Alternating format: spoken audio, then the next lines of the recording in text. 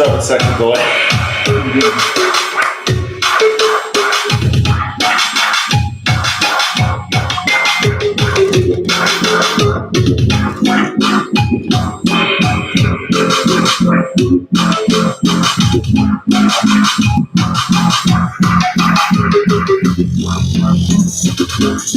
Hello, everybody. Welcome to the Seeker, Aspirant, Victim. Seeker, Aspirant, Victim, Jed Mckenna book. We're in Damnedest right now. Damnedest, the very first book. So this video is part 3 of Kill the Buddha, but we actually missed last week, which we should talk about to some degree. Okay. We went to a concert. We went to see... I just mean we should mention it. That's why we didn't do a show. Yeah. And we had this idea that we were going to do it live on our phones. And we fucked off and did not. Yep. Didn't even think about it, really. Had I remembered, I would have come on for 30 seconds to say hello to everybody. Oh well. The important thing always is that we are back the next week anyway. But what concert did we go to? Mastodon and Coheed into Cambria. Yes. It was great. We had a great time. Went with some friends, went with each other. It was super. Okay, everybody, we're going to get right into it. We're going to just dive right in. I'm excited. Asher, take it away. All right. I don't remember exactly where we stopped, so I'm just going to pick a place here. Andrew was still very thoughtful. Wisely, he was not insulted, not taking things personally. He was listening, absorbing, but not countering or defensive. I was being a bit of an ass, I suppose, over-explaining, overstretching already tenuous analogies, just trying to keep myself amused, I guess, but also testing ways of saying things and oversaying things. So, I continued, you, Andrew, are both in the soap opera and of the soap opera. You desire to break out of the soap, and that desire is the dangling carrot that, as actors say, provides your motivation, which, in turn, provides the dramatic impetus for many tragic, comic, Andrew-centric episodes. We read this before. We did, yeah. And I was like on the cusp of having a brain-changing way of looking at things when I read this. The cusp of it? Yeah, I just felt like I was seeing things differently this time. I seem to have lost that. Go ahead. And eventual success, he asks. I wave a hand dismissively. Oh, yeah, sure. You can't manage to avoid your own true nature forever. It's a wonder that anyone manages it at all. I've been thinking about that a lot. That's been going through my head, which is the dramatis entertainment reason we're all here, and where so many other cultures, I mean, are just like going towards an end to get something, right? And I was talking with Jenny the other day about that. I was like, I think we're all going to be enlightened in the end anyways. You're just enlightened. It's just like, that's a given. You're just there. You're done. You're going to be enlightened. You're going to die. You'll be mashed back into the one. Over. Done. Like, it's unavoidable. I don't know if that's true. It feels like it is. It's starting to look like it is. Like, if we arose from it, we'll go back to it. And so that really changes what you're doing here. Because you're not trying to get anywhere anymore. You're just trying to have a good ride in the... Yeah, well, trying to, like, I don't know. Like a good ride, basically, right? You're trying to do whatever. Like the Christian Judeo thing is, you've got to do this and this and this and this to get the prize. And I'm like, oh, there's no prize. That's all bullshit. The prize is You're here. functioning as a full human adult. Yeah, so you might as well just demand everything which from has life. its own prizes, you know. Yeah, but you might as well just, like, there's this growth process. Oh, fuck growth. Just have a good life. Oh, fuck it. Fuck growth. I don't want to grow. I have no desire to grow. No, just want a good life. I want to have good experiences. I'm an experience junkie. I want positive experiences. Cool fucking experiences. Life of adventure. What else? I mean, God wants life of tragedy because he's amused by that. I don't. So let him do the tragedies. You incarnate in some tragic motherfuckers. I'm going to incarnate here with some serious fucking let's have a good life. Perform your function. You have fun. Finding the function is the hard part. Yep. Okay. I got on my soapbox.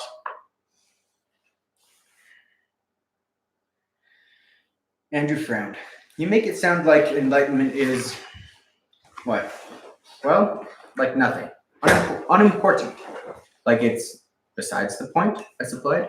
Imagine that you're watching a soap opera on television, but you have the power to step into it. One minute you're watching a goofy TV show, the next minute you're in a hospital room visiting a character who is dying of brain cancer. It's real to him. He's in the pit of despair. But to you, he's just an actor playing a role. Nothing is really at stake. How much genuine empathy do you have for his plight? But he's just a fictional character. I stared off into the distance and waited. I love that. I stared off into the distance and waited. I'm just a fictional character, he said flatly. I'm the one with brain cancer. You stepped into my soap opera. This is a good lesson, a fun one. Analogy-wise, I could make it a Broadway production of Hamlet instead of a soap opera, but that would tend to glorify these fictions rather than trivialize them. The soap opera analogy is very succinct in making the 2 points that Andrew and I had been toying with. 1, that Andrew himself was a fictional character, and 2, that all importance is illusory. But there was another point to touch on while we were in the neighborhood. And who created your character? I asked him. You mean who made me what I am? Who is the author of you? Well, to some degree I am, Andrew replied. Okay, then who's the author of the you that you say is to some degree the author of you? He gave that some thought. My true self? Oxymoron. There is no true self. Truth and self are mutually exclusive. This is like the nature versus nurture debate about how we develop. Okay, so there's really no answer. Sure there is. What? Not you. The author of you is not you. So I'm what? What does that make me? I don't know. What does it matter? Well, obviously, he began but fell silent. There's nothing obvious about it, I explained. There's no comprehending the vastness and complexity of the influences that go into creating the false self. A redundant term, but that's not a problem because there's no benefit to comprehending it either. There is a benefit, however, to realizing that who you are has little or nothing to do with you. It may be difficult to imagine not taking yourself personally, but it can be done when you see clearly that who you are has little or nothing to do with you. Me who? Well said. We sat silently for a while, each with our own thoughts. I spent the time reviewing my own words for effectiveness and possible improvement. Andrew, understandably, spent those few quiet moments seeking refuge and stability in his Buddhist teachings, which I found out when he asked something pretty unrelated to what we had been discussing. But what about suffering? The Buddha said, stop. Stop. Fuck. So what he's touching on here is something he calls witnessing. Right? The idea of like, I mean, I don't know. That's what I imagine he's alluding to here. Because I guess I don't fully understand it. Who you are has little or nothing to do with you. But what about the decisions you make? I mean, I don't know. I guess I don't know. I don't know that that's true. So this is what I figured out. I've done the math on this. And so to any sufficiently intelligent creature who could look at all of the variables, and I'm talking the brain power, computer power would have to be massive, right? Then by the laws of atoms and quantums and the whole fucking thing, every single thing could be predicted. And if you do it on a simple level, you can predict how balls are going to roll and hit each other on a pool table, okay? You can simply predict it by science. It's how we get a rocket to go up into the air. We know how much thrust is needed to get it up, yada, yada, yada. Yeah. So if you take that to infinity, then whoever we arose from knows every single fucking piece of information possible and knows exactly what you're going to do every single moment. Every choice you make is predestined. Every one. There's no freedom. Okay. That's just established fact. Wherever we arose from, that infinite process, thing, creature, God, whatever you want to call it, knows.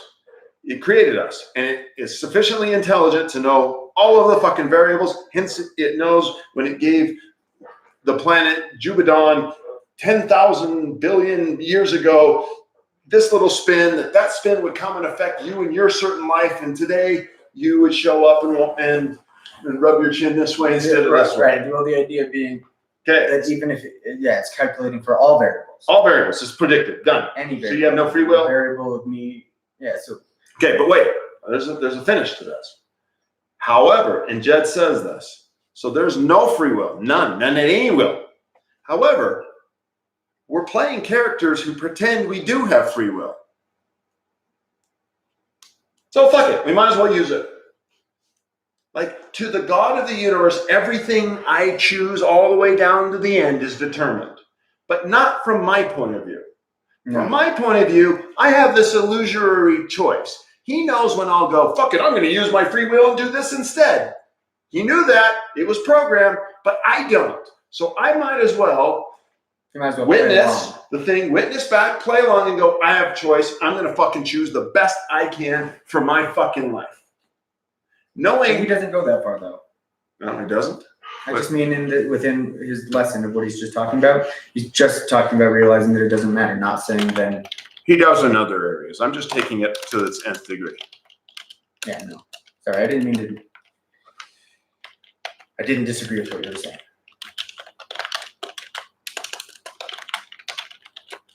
Okay. Jason's answering your message. All right. Quickly, I'm just going to mention this. He's one of our the watchers, Sirius, is saying that he loves theory of everything, and as I was saying, how much I like it. I almost wish I'd read that damn book first. Like the theory of everything kind of sets everything up. It kind of clarified so many things for me. It's a good point. Well, he breaks it down. It's because by the time he got to that book, he'd written these, so he had the info. He had it down. Okay, keep going. If I allowed students to steer these dialogues with their questions, all of our time would be spent going in every imaginable direction but forward. Students quite naturally think that it's more important to understand. They think it's vital that their information be correct and precise. They think that this is like school, where you have to understand one thing before you can understand the next thing. But all that is about knowing, and this is about unknowing. All this so-called knowledge is exactly what stands between the seeker and the sought. I can certainly understand their perspective in all this, but I'm always amazed when I see other teachers of this stuff letting students drag them uphill and down dale with questions that don't advance the cause. Waking up isn't a theoretical subject one masters through study and comprehension.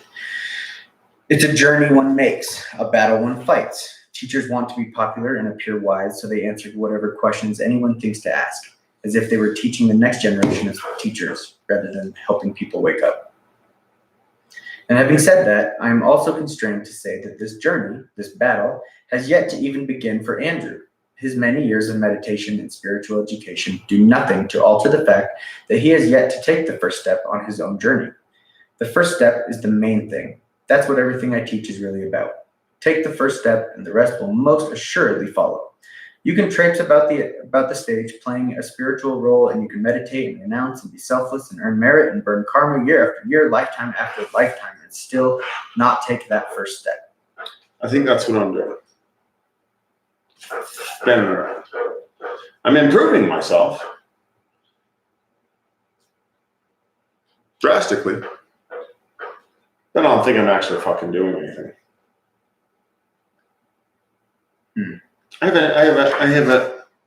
To be really honest, I have a sense of not going anywhere. Well, I grow, and I have a sense that I'm just not going anywhere. There's another revelation, and another insight, and I'm not going anywhere. I don't know if he put that fucking shit in my head, or if I've got an intuitive feeling that I'm just not fucking going anywhere. Like in the human adult to human childhood way, I'm moving towards human adulthood, right? I mean, when I was young, I was a small-minded, fearful little fuck. I'm more open and I like myself way better. I like the progress I've made. And yet I still feel I haven't made any fucking progress. So Jed, if you're listening, I want to say fuck you just because I'm angry at anybody. But I think this is what you're talking about. I don't think I'm making any fucking progress. I mean, I am in a way, but it's within this closed-eyed thing. Just a thought. I feel like sort of similar-ish. I don't know. I think the progress, for me, the reason I feel that way is that progress looks like doing writing and doing autolysis. Mm-hmm. And because I don't actively all the time do it, or really ever, I guess I would say, then I feel, but even if I don't know. I feel like, for me, I feel like there's things I have to do before I should be indulging in a feeling that nothing's happening. But you're doing it, Tom. You've done your writing and stuff. Yeah. Yeah, I found my journal that I've been writing since 2010, or 2009. So it's 10 years of just intense pages of, it's on computer, so I haven't burned it. And it's just like, I don't know if there's any progress. Yeah. Well, that's what I feel right now today.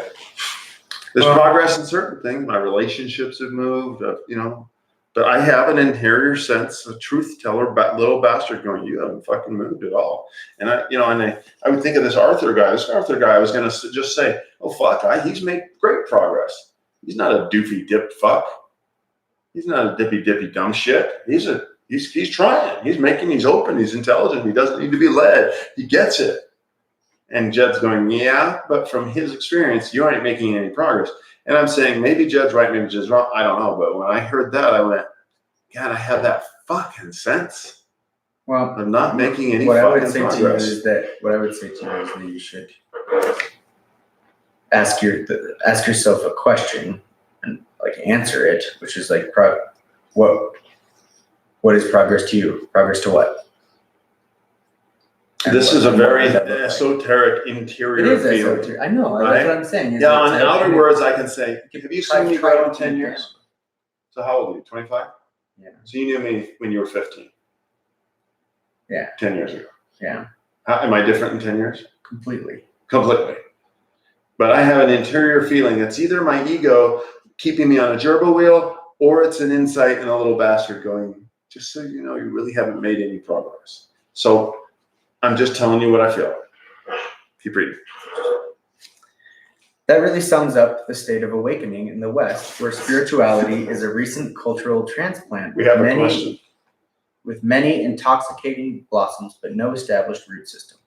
In her book, Halfway Up the Mountain, The Error of Premature Claims to Enlightenment, Mariana Kaplan has this to say about the siren song of enlightenment. What question? Do you believe in the moon landing?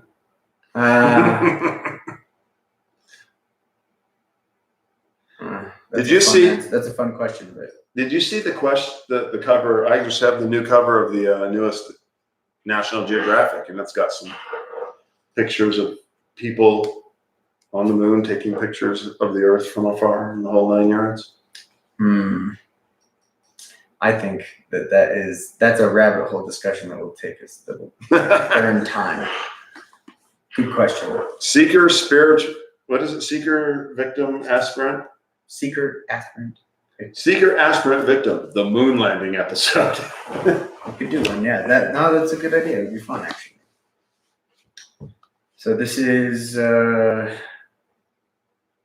just read this line. In her book, Halfway Up the Mountain, The Error of Premature Claims to Enlightenment, Mariana Kaplan has this to say about the siren song of enlightenment.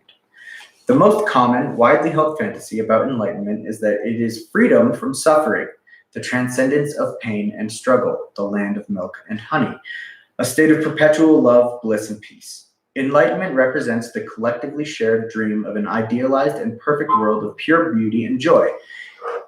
It is not only New Age fantasy, it is the secret wish of all people. It is our shared dream of salvation, but it is only a fantasy.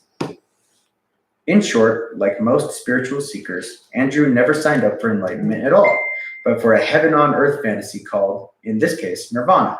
The question is, once disabused of the fantasy, Does the seeker's enthusiasm automatically transfer to the reality? The question is, once disabused of the fantasy, does the seeker's enthusiasm automatically transfer to the reality? In other words, if you ordered a hot fudge sundae with whipped cream and a cherry, would you be just as happy if the waiter gave you a poke in the eye with a sharp stick? Probably not. So now Andrew wanted to throw the Buddha at me. But I have no use for the Buddha, and though he didn't realize it yet, neither did Andrew. Suffering is irrelevant, I told him. Compassion is irrelevant. To begin with, neither one of us has the slightest idea what the Buddha has said because he didn't write it down and get it notarized. And since he's not here to explain, we are on our own. Andrew was wide-eyed at this heresy. I sensed that he was thinking about getting up and leaving. Hey, this is good news. What I'm saying is that you don't have to rely on the highly suspect teachings of someone who's been dead for thousands of years. You can rely on yourself. If Prince Siddhartha made it on his own, you can too, right? The Buddha was just some guy who got serious and figured it out for himself. So maybe that's his real teaching, that you can figure it out for yourself. Maybe the point isn't that he was some sort of deity or Superman, but that he wasn't, that he was just a guy like you or me. Andrew was rocking back and forth slightly, agitated. As to suffering, I continued, forget it. It's a non-issue. Suffering just means you're having a bad dream. Happiness means you're having a good dream. Enlightenment means getting out of the dream altogether. Words like suffering and happiness and compassion are just bags of rocks. Eventually, you'll have to set them down if you want to keep going. I think, so you're talking about progress, right? Yeah, that I have assimilated. Like I'm there. Suffering, what about suffering? I just look at people blankly. I personally don't like suffering. Not for me, not for anyone. I'm against the whole fucking dualistic fucking suffering piece, but it's not a factor in what the fuck is true. Like I personally avoid suffering if I can and help others to avoid it too, but it's not, doesn't have anything to do with truth or anything. That's absurd to me. So I'm progress, not perfection. Andrew sat motionless, his inner turmoil obvious. Nobody likes to have their cherished beliefs dumped on, but dumping on cherished beliefs is the name of the game. We sat quietly for several minutes before Andrew steered us back to an earlier topic. So we can't realize our Buddha nature by conducting ourselves in a Buddha-like manner. The Tao says that the sage walks in the world but leaves no footprints. This is just another way of saying in the world but not of the world. What the Tao doesn't say is that the unawakened person who wishes to become a sage must only travel in such a way that no mark is left on the ground. But you can imagine if a sect of anal Taoists read this passage as a directive to never disturb soil or dust, to never bend a blade of grass, it would be ludicrous. But no less ludicrous than many of the things people do to make believe they are the thing they hope to become. There's no point in acting like someone who is already where you want to be. The point is to get there yourself. The way to become a sage isn't to act like one. Become a sage first. Then you pick up all the sagely characteristics free and easy. Yeah, we talked about that recently, and that's just been very, very impactful to me. So. Yeah, I like that line. Become a sage first, then you'll pick up all the sagely characteristics free and easy. The misconception about mimicking enlightenment as a way of becoming enlightened can be seen everywhere. If you want to be an enlightened guy, the thinking goes, act like an enlightened guy.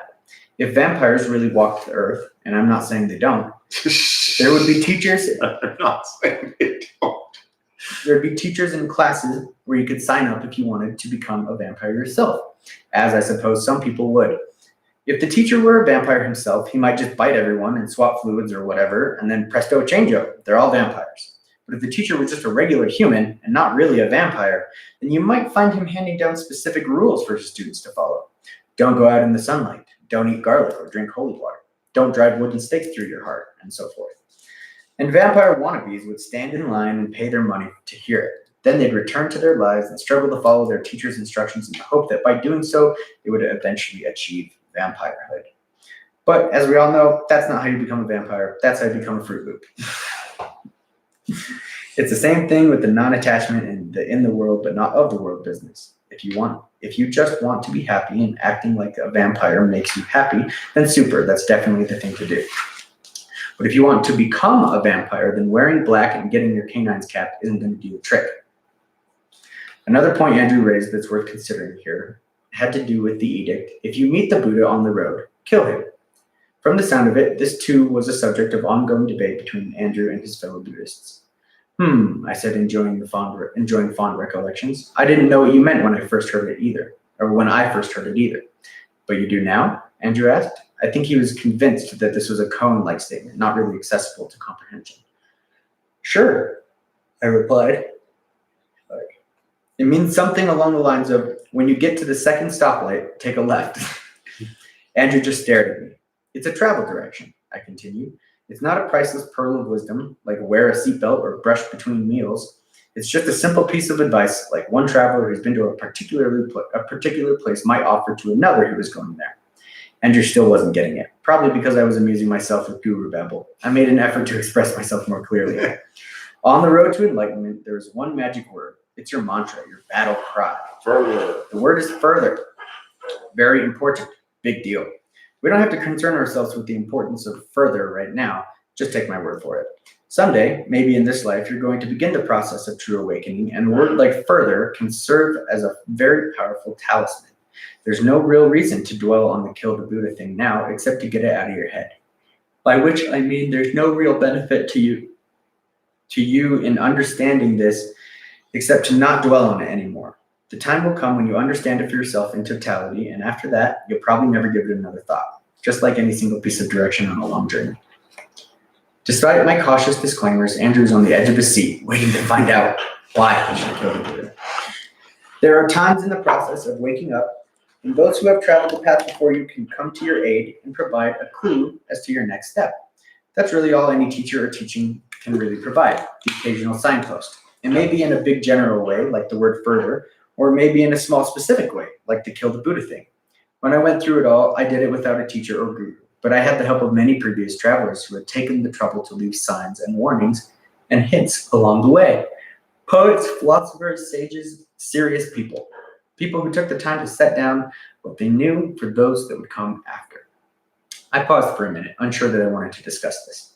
I guess I did.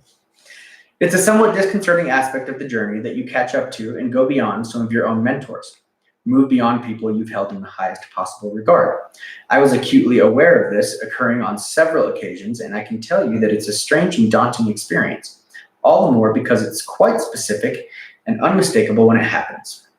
These are the giants in the field, so to speak, and the simple though peculiar sounding fact is that I became very close to these people, and in a very real sense, when I came to where they had stopped off, I stopped with them and paid my deepest respects and moved beyond them with a heavy heart. I have no idea how that sounds to someone who hasn't experienced it, but it was a wrenching part of the whole thing, and it feels good to tell someone about it. Andrew seemed absorbed in my reminiscences. I was careful not to mention the names of my mentors to Andrew. The teachers we need will always be there when we need them. No reason to track down someone else's. Kill the Buddha is one of those signs that has been left by a previous traveler. It has a very specific application. It has meaning at one particular juncture that one comes to on the path, rather than late in the journey, as I recall. It means nothing before you reach this particular place. Then, the time comes when you're there, and the next thing you're supposed to do isn't exactly clear to you. In fact, the wrong thing seems quite correct and is extremely tempting. And then, as if from nowhere, this absurd little phrase about killing the Buddha pops into your head and your heart swells with inexpressible gratitude and you know what to do and the danger of slipping back into a coma is averted. I laughed at the power of the memory. That's life on the path, man. It's a trip. I spent a few moments in my own fond remembrances before summarizing for Andrew. It means further. At a very exact point in the journey, when it would be very easy to sit down and think you're done, it means get up. You're not there yet. Don't be deceived. Don't be sentimental. Don't be complacent. Keep moving. You think you're there, but you're not. You're still seeing two where there's only one. That image you're kneeling in front of, whoever it is, whatever it is, it's just another projection of your own bullshit. Kill the fucking thing and keep going. That's what it means. I looked over at Andrew. He stared back at me with unabashed awe. I can appreciate that. It's an awesome thing. That's the end of Kill the Buddha. Good night, Sirius. There we go.